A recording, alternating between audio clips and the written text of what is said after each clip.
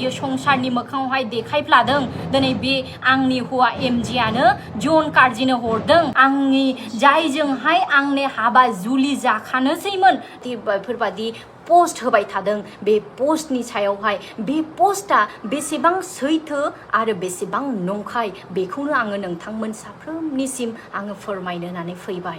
गिबियावनो लोगोफोर नोंथांमोनखौ आंनि मोनसे गोदान भिडिअ बयखौबो फिन खेबसे फरायहरनाय थाबाय आरोना लोगोफोर बे समावहाय आरो आं दायो बांद्राय गोबाव खालामलियासो सिदानो डिसक्लेमारखौ लागायदेरना होलांदोंनि नोंथांमोनाल' भिडिअखौ स्किप खालामनाङा आरोना लोगोफोर जोबजासिम नायलांबाय थाबानो जाबाय अब्लानो बुजि मोनगोन आरोना।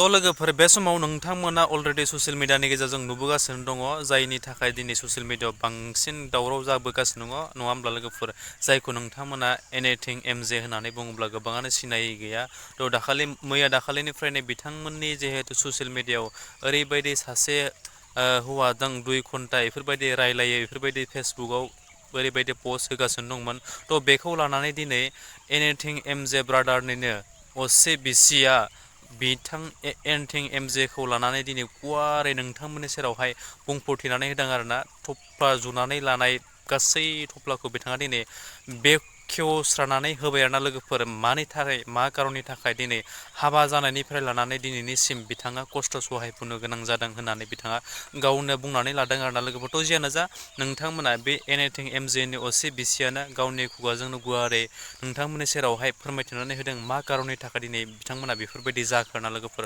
जियानो जा नोंथांमोना खोनासंलांदो बिथांनि खुगानिफ्रायनो।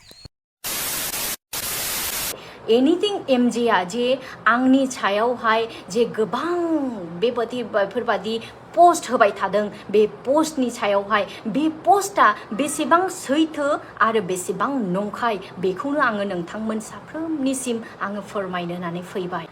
रायजोफोर गोबाव समनिफ्राय आंनि न'खराव जे जानानै थांनाय गोबां समस्या दानिफ्राय आङा बियो गोबां समस्याया हाबा जाजेननायनिफ्राय लानानै जे समस्या फैदों बे समस्याखौ आङो इसोरखौ नायहरनानै इसोरनि बोसोनखौहाय आङो मानिनानै आङो सैथोयै आं निमाहा होयै फैदोंमोन।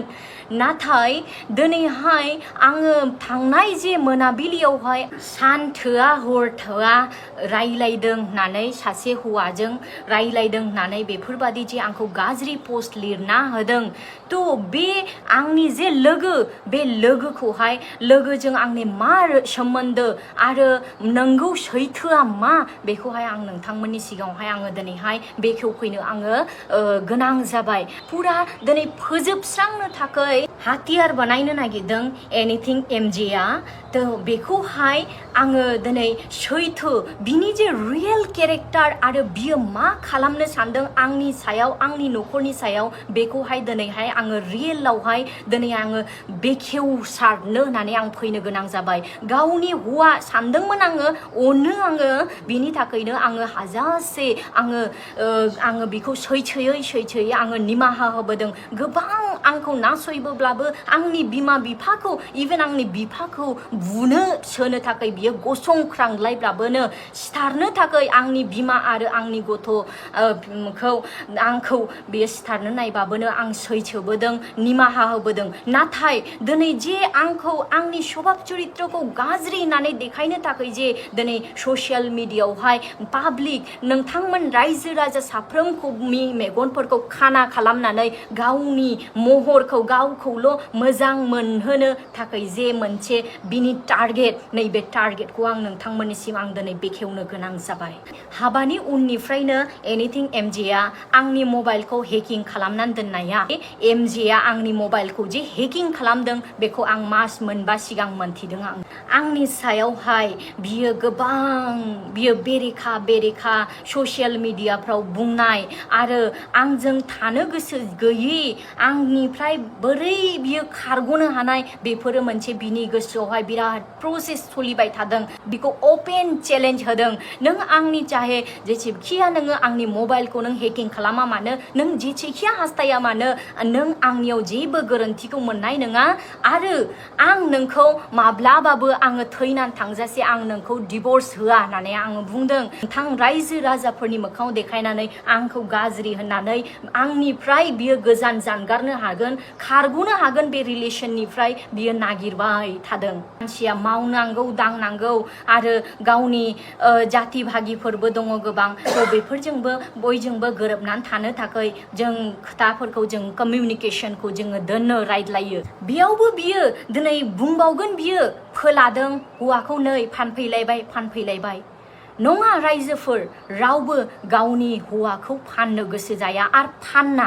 आरो आं बादि मानसिया नै बिखायाव आङो आखाइ होनानै बुङो, आं जुदि नंखाय बुंदोंब्ला आंनि सायाव माबा मोनसे इसोरानो माबा मोनसे खालामगोन, नाथाय आङो सैथोखौ सैथो अराय थैजासे आं सैथोयै बुंलांगोन। आं जे एनिथिं एमजेनि रियेल केरेक्टारा मा, दिनै बियो गावनि असे जाय आंगो लोगोफोरजों बियो सान हर गिदिंबायो, सान हर जाय इउटुबार लोगोफोरजों बियो थायो जायो लोङो, नै बे लोगोफोरनि सिगाङावहाय बियो रोखायै बुंखानायखा जे सानसेबाबो आंखौ माने हिन्जावखौ बियो गारगोन होननानै बुंखानायखा। बेफोर खोथाफोरखौ गासैबो आङो मोनथिजोबनाय। फट'आव जाय हौवाखौ दिन्थिदों, जाय आंनि लोगोनि फट'खौ दिन्थिदों, बे लोगोआबो सासे गभर्नमेन्ट मास्टार।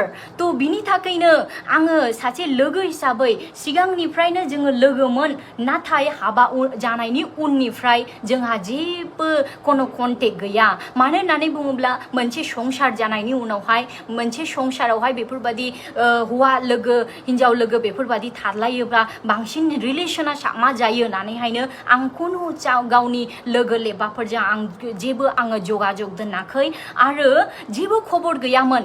नाथाय दिनै बे वेस्ट बेंगल गभर्नमेन्टनि जे आन्डारावहाय जाय मास्टार साख्रि मावग्राफोरनि साख्रिया सानसेनो मिथिस्लाबालासे केन्सेल जाजोबदों सुप्रिम कर्टनि रायावहाय, नै बेयावहाय आंनि बे लोगोआबो गोग्लैदों नामा, बे मास्टार जाय आंनि लोगो बेबो गोग्लैदों नामा होननानै बिनि दुखु खस्थ'खौहाय दुख सुखखौ आं मिन्थिनो होननानैहाय आङो फन हरनाय जादों। खिन्थु आङो सासे लोगोनिफ्राय आङो बेखौ कालेक्ट खालामनानैहाय आङो बे लोगोखौहाय आङो सोंहरदों, नोंनि खबरा माबादि जाखो, माबोरै जाखो। बेयावनो गोबाव समनि उनावहाय दिनै रायज्लायनायाव खोथाया एसे गोलाव जालांदों। बेलेग हौवाफोरजों जुदि आंहा सोमोन्दो दङब्ला दिनै आं एनिथिं एमजे निसिम आं बुङो जे दानो इमिडियेट आंनि गासैबो कल लिस्टखौ नोङो लानानै नों होनांगौ।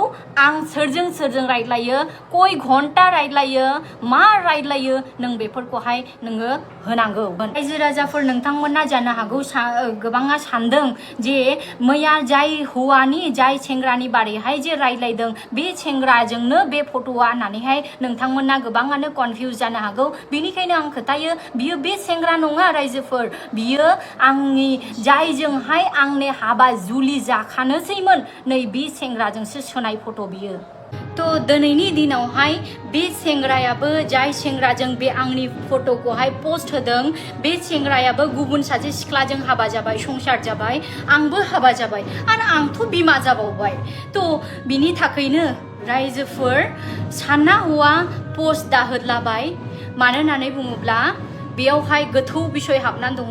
बिनि थाखायनो जानला मोनला पोस्ट होनाङा। मोनसे पार्सनालिटिखौहाय जुदि नस्थ' खालामोब्ला हयथ'बा सोरबाया इग' हार्ट जानानैहाय मोनसे केसबो होनो हागौ। बिनि थाखायनो साबधान जा। बे भिडिअखौ नोंथांमोना नायनानै लाग्रोदो। थ' बेनोमोन लोगोफोर भिडिअआ निसय नोंथांमोना जोबजासिम जुदि नायदोब्ला थारैनो बुजि मोनखाबाय आरोना लोगोफोर। थ' बेनि गेजेराव आं आरो नोंथांमोननि सेराव बांद्राय बाथ्राखौ बुंनानै फोलावनो होननानै सानाखै आरोना। जिहेतु बुंनांगौ जाबायदि खोनासंनांगौ जाबायदि मोनथिनांगौ नोंथांमोना अलरेडि एनिथिं एमजेनि बिसिनि खुगानिफ्रायनो खोनासंलांखाबाय। न'खरनि पार्सनेल बाथ्रायाव नोंथांमोना बयबो गोनो गोथो जाया बा गाज्रि कमेन्ट्सखौ होआ आरोना लोगोफोर। थ' जियानो जा जोबथारनायाव आरो आं बांद्रायखौ बुंलासै, नैबे मोनसे भिडिअखौहाय नोंथांमोननि सेरावहाय शेयार खालामनायाव आंनि माबा मोनसे गेना गोरोन्थि जादोंब्ला नोंथांमोननि सेरावहाय बयनियावबो निमाहा बिबाय आरोना लोगोफोर। थ' जोबथारनायाव जुदि नोंथांमोना बे मोनसे भिडिअखौ नायनानै जुदि मोजां मोनदोंब्ला अननानै आंनि चेनेलावहाय गोदानब्ला आंनि चेनेलखौ साबस्क्राइब खालामदो, लोगोसे लाइक कमेन्ट एन्ड शेयार खालामदो। जोबथारनाय बे खनायाव थानाय बेल आइकनखौ नोंथांमोना दाबायना होदो आरोना लोगोफोर। बेफोरबायदिनो गोदान भिडिअ होयोब्ला गिबियै नोंथांमोननियावहाय नटिफिकेसना सहैनाय बायदि। स' थेंक इउ स' माच। आरो नेक्स्ट भिडिअ फिन खेबसे लोगो मोनगोन लोगोफोर। बाय बाय।